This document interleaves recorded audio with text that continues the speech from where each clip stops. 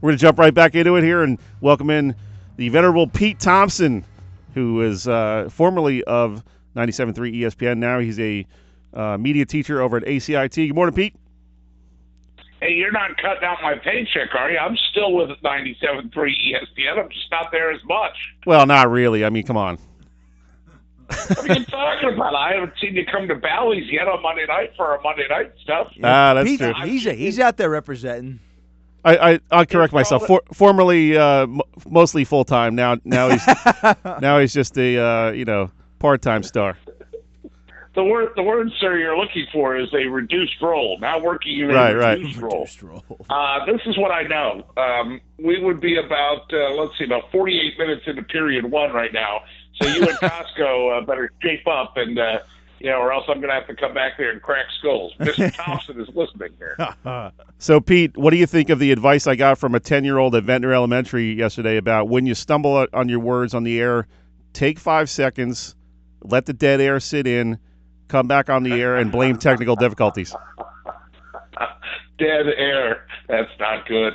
No, I always, I take the marching band mentality. Just keep marching, right? Like, when 288 people are marching to, left or right, and you're the one going right to left, just act like, absolutely, that's in the plan. That's the way it was supposed to be.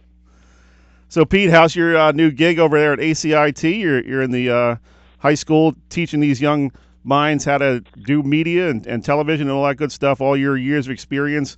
Must be a fun gig for you. It's been fantastic.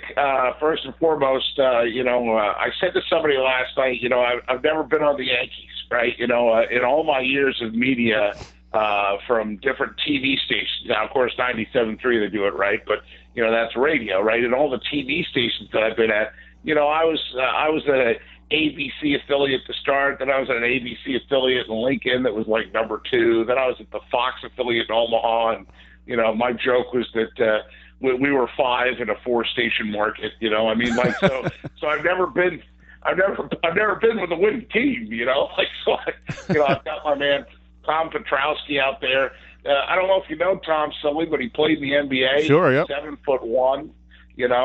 It's really cool because Tom's like the godfather of our Red Hawk TV, and he's like my guy. I just sort of follow his lead, and it's been really exciting to me to. We have an academy, of course, and the academy, there's IT and, one side's coding and web design, and the other side is more creative, like digital photography and TV and media and radio and all that. And at the end of the day, my students are the elective course, so I'm teaching Media 1. So they're all in, like, automotive and dance and dentistry and cosmetology. So I'm really enjoying seeing people that are not going to be the next Jim Gardner, right? Or not going to be Berman, or not going to be, David Muir. I'm seeing people that have never even realized that, there's what goes into media, and it's been fun so far, And plus, geez, I broke my arm, and they let me take a week off. The principal said, if you wanted to extend your summer vacation, there are other ways to do it. Pete, my goal is to someday be as locally famous as you, and I'm kind of getting there. I was on mainland TV at halftime with Dave Clemick last night, so I'm starting to get the better gigs here. I'm telling you what, you are famous to a lot of people that you don't even know, right? I mean, my guy Butchie last night was Butch. Ecstatic to meet you, right? Butch was thrilled. I listen to you every Saturday morning on my way to work, he says. And so I think you probably thought he was kidding at first, but no, he's a big fan of the Sully. I appreciate it, man.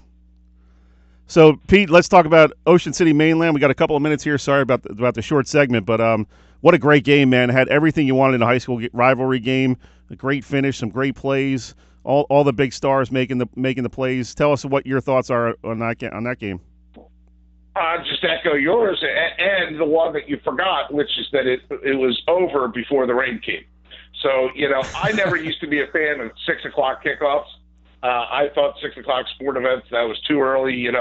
And I'll tell you what, for that kid, Sean Carey, with what he went through with the cancer diagnosis and to come back, and the thing that you don't think about, and I'm sure he works with Jim Cooper, who has his kicking camps and stuff and his coaching kickers, but for him to boot a 41-yarder now, it would have been good from 50. You saw that one kickoff that could have ended up in Phil Birnbaum's clay courts. It would have been good, because they had the win, but that's the kind of stuff that goes into football games.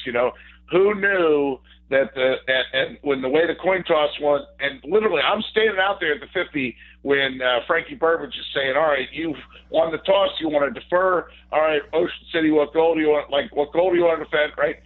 Those decisions pay off at the end of the ball game. Definitely, yeah. The wind is back, and it was kind of a swirling wind, so it wasn't an easy kick by any measure, even with the wind. But what a great feeling for that kid. I mean, to be a senior year, beat your rival on a last-second field goal, I mean, that's got to have that's got to give you at least 6-7 prom day possibilities right there. Yeah, I would think so. And props to Ocean City for rallying too. Ian Unks, that kid, I'm telling you, he's made of nails. Because, again, this is why I shoot on the sidelines, despite people wanting me to move up to the press box, like, Pete, maybe you're getting too old, maybe you need to move up to the press box. No, you can't, from the press box, kind of see that Ian's getting pummeled. Yeah. And, he's still out there slinging it. He led that drive, and, of course, it was Brandon Lashley that had the touchdown, and he's one of the two kids that ran into me. But, you can't see up in the press box or get a full feeling of the fact that they're driving right into a gale force wind, and Unks is still slinging it despite the fact, I woke up a little tired this morning.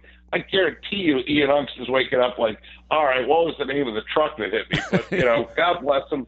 And God bless those guys, both sides, for putting on the show that we thought. You're absolutely right. You don't think it's going to live up to the hype, and this one did, and then some. Pete, we got about 25, 30 seconds left. Where does this game rank in mainland Ocean City lore? I got to believe it's going to be right up there 20 years from now. Oh, I think so. And that's the thing is, my book only goes from 2004 to now. So I've only got a 14-year window to look at it. I guarantee you whatever answer I give, there'll be somebody that says, well, in 83, whoa. I wasn't around then. But it was sure a real treat. I mean, look, this is the ultimate compliment I could give. I would have paid to watch that game. That was an easily a $12, $15 game at the high school level. I got a couple shekels now. They could have tripled the cost to get into that one. No doubt, bud. No doubt. Great stuff as always, Pete. Sorry to cut you short. We got to get to Mike McGarry on the other side of the break. Tell your boy Butch we said hello, and we'll give him a quick shout out. I will. And always great having you on board. And keep healing that left arm. Looks like you're right back in action, man. Great job. Appreciate you, Sully, and all you do. Say hi to McGarry for me. Tell him I didn't eat all Tom Williams' food in the press box. You got it, Pete. Thanks, man. Have a great weekend. See you guys. Talk to you.